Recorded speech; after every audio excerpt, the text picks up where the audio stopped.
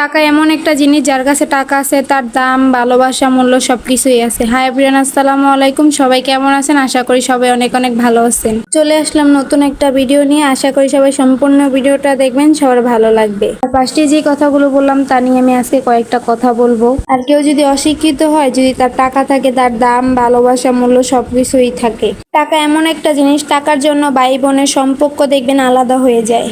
আর আমি মনে করি একটা মানুষের টাকা থাকাটা অনেক জরুরি, কারণ এই দুনিয়াতে বাঁচার জন্য একমাত্র টাকাই দরকার। আর বড়লোকদের দেখবেন তাদের টাকা পয়সা আছে কিন্তু তাদের মন নেই, আর গরিবদের দেখবেন তাদের মন আছে কিন্তু তাদের টাকা পয়সা নাই। সব মানুষ যে এক তা না, কিছু কিছু মানুষের জন্য ভালো মানুষরাও খারাপ হয়ে যায়। আর একজন যদি ভুল করে তাহলে আমরা ভাবি যে ওই এলাকার মানুষরাই খারাপ। তা না রে ভাই, ভালো মন্দ মিলিয়ে সব এলাকায় আছে। একজনের সাথে চলে ওই মানুষটা যদি আমাদের সাথে খারাপ ব্যবহার করে তাহলে ভাবি যে ওই এলাকার মানুষগুলা খারাপ। তাই আমি মনে করি কোনো এলাকাকে গালি দিয়ে কথা বলাটা একদমই উচিত না।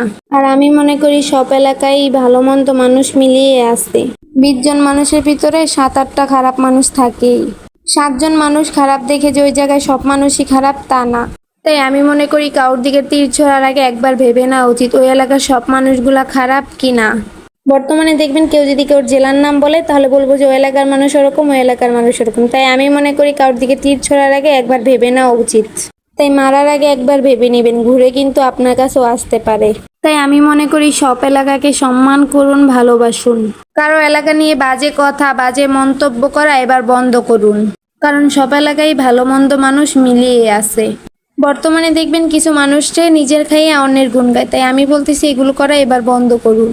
অন্যের জন্য যদি ফাঁদ পাতেন তাহলে একটা কথা মনে রাখবেন, ওই ফাঁদে একদিন না একদিন আপনিও পড়তে পারেন। নিজের খাইয়া নিজের পইরা অন্যের পিছনে লাগাটা কি দরকার? কিছু কিছু মানুষ দেখবেন তাদের কুটনামি না কইরা ভালোই লাগে না। কিছু মানুষ দেখবেন মানুষের বিপদের সময় মানুষকে আঘাত দিয়ে কথা বলে। একটা কথা আছে না, বাঙালি তাল হলে তিল বানাতে তারা অনেক ভালো পারে, ওরকম। তাই আমি মনে করি কিছু মানুষকে ভালোবাসার আগে 101 বার ভেবে নেওয়াটা উচিত। আর দেখবেন ভালোবাসার মানুষগুলাই বেশি আঘাত করে। আর তাই কাউকে ভালোবাসার আগে একটু হলেও ভেবে নিবেন।